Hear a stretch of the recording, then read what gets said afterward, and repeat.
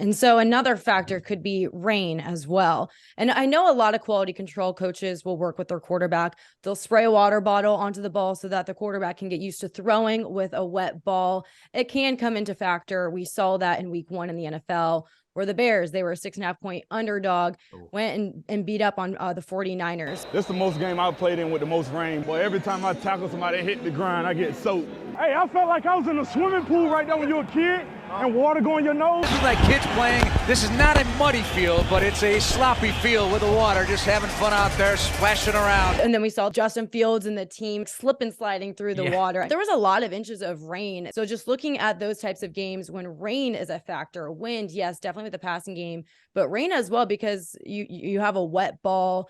Receiving and passing could be an issue. You know, can they secure the ball when running it? So how does rain impact a football game? Yeah. So you're right. And especially in the case of, you mentioned the NFL, we had that Chicago game where you said it, they were sliding down the field like a slip and slide. The big thing with rain is, what kind of rain are we talking about? Are we talking about a few showers, 50% off and on light rain? That's not going to have a big impact. They do a good job of keeping the ball dry. The field is still going to be in good shape. But if you're talking about heavy rain, like we saw in Chicago, the kind of rain that's causing puddles on the field and just soaking the ball, that's when you see an impact. So I always look for not just, all right, what are the chances of rain, but are we talking about a deluge? Because that's what it takes to have a big impact. If it's just a little bit of light rain, it's very minor impacts. So you need to know not just, is it going to rain, but what kind of rain are we talking about? The biggest thing, and if I could really get across any one point, the biggest difference between forecasting for wind and rain is that wind impacts an area equally. Like all of the Midwest was seeing 40 to 50 mile per hour winds. Whereas rain, it can be pouring on one side of the stadium and be dry on the other side. So it's much, much harder to know what kind of rain you're talking about until right before kickoff.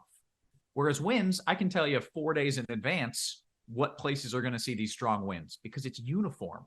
But rain, I might not know until an hour before kickoff if it's going to be pouring or if it's going to be dry and it's going to be pouring right next to the ballpark or right next to the stadium.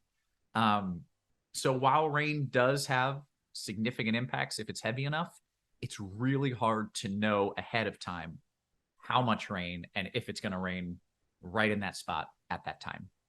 So would you advise, if rain is such a question mark at times, do you avoid passing on those games where rain could be a strong factor? Because there's not really a lane that rain would benefit. It's not like a run game or whatnot, but I guess it could, if it's natural grass on the field. Like again, at Northwestern, there was talk about Northwestern leaving the grass a little higher for some big games.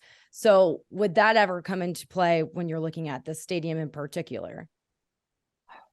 Not that I'm aware of, not something that I've considered, but I think in general, I just don't like placing bets based on rain until I get to the day of. Whereas with wind, I feel better about placing that bet whenever it looks like it's going to be windy, because it probably will be.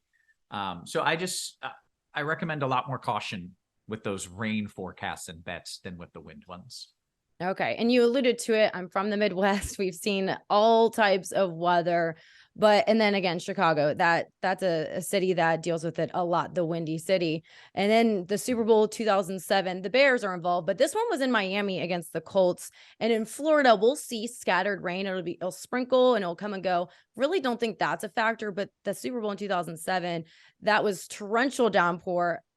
Prince's historical halftime with Purple Rain, but really both offenses were greatly impacted in that game. 6 fumbles, 8 turnovers. It was a big factor. So just looking at different states, or even if you're looking at different conferences, divisions, when it comes to college football, do you look at it differently when it's the SEC versus the Big Ten and those different regions? It's definitely location based. Like you mentioned, Florida gets those tropical downpours. And that's the kind of thing that leading up to the game, you don't know where that thunderstorm or where that downpour is going to be. And just as easily as it could have been on the ballpark, it could have been 2 blocks away and could have played dry.